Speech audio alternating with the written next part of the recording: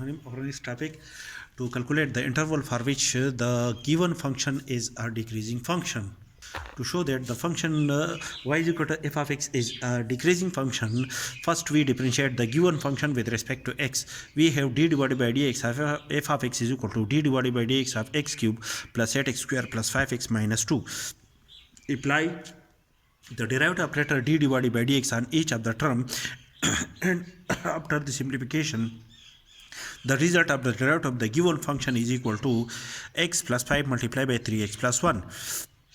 According to a previous theorem, we state that a function y is equal to h of x is a decreasing function on domain set D1 if the derivative of the given function is less than 0 for each x belong to the domain set D1.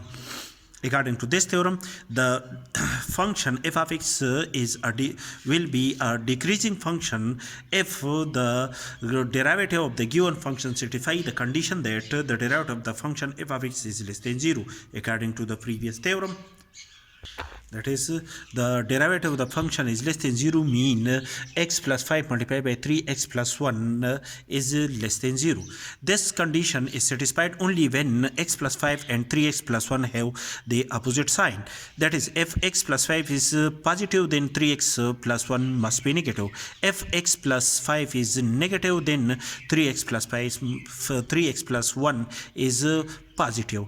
To calculate the value of x from these inequalities, we have x is equal to x is greater than minus 5 and x is less than minus 1 over 3. Or x plus 5 is less than 0 mean x is less than minus 5 and x is greater than minus 1 over 3. That is, minus 5 and minus 1 over 3 are the break point of the set of all real number. That is, the minus 5 and minus 1 over 3 divide the whole real number into 3 subinterval. One is minus infinity to minus 5 and the other subinterval is minus 5 to minus 1 over 3 and the third subinterval is minus 1 over 3 to plus infinity. So we select test points from each of these subintervals. So minus 6 is one of the test point from minus infinity to minus 5. So, and 4 is another test point contained in the subinterval minus 5 to minus 1 over 3, and 1 is another test point select from the subinterval minus 1 over 3 to plus infinity.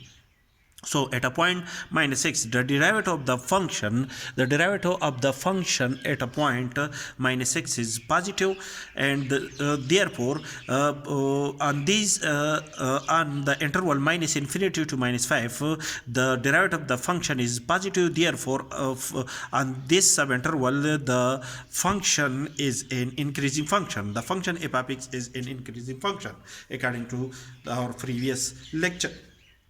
And at a point minus 4, which is a point of the subinterval minus 5 to minus 1 over 3, the derivative of the given function is negative. Therefore, for these points, the derivative of the function is less than 0. Therefore, on these points, the function is a decreasing function. And at a point 1, which is a point of the subinterval from minus 1 over 3 to plus infinity, the derivative of the function at a point 1, the value of the derivative of the function at a point 1 is positive. Therefore, on these points, which is greater than minus 1 over 3 to plus infinity, the function f of x is an increasing function. Therefore, in this case, we can decide that the derivative of the function f of x given f of x is equal to x cube plus 8x square plus 5x minus 2 is a decreasing function on the interval minus 5 to minus 1 over 3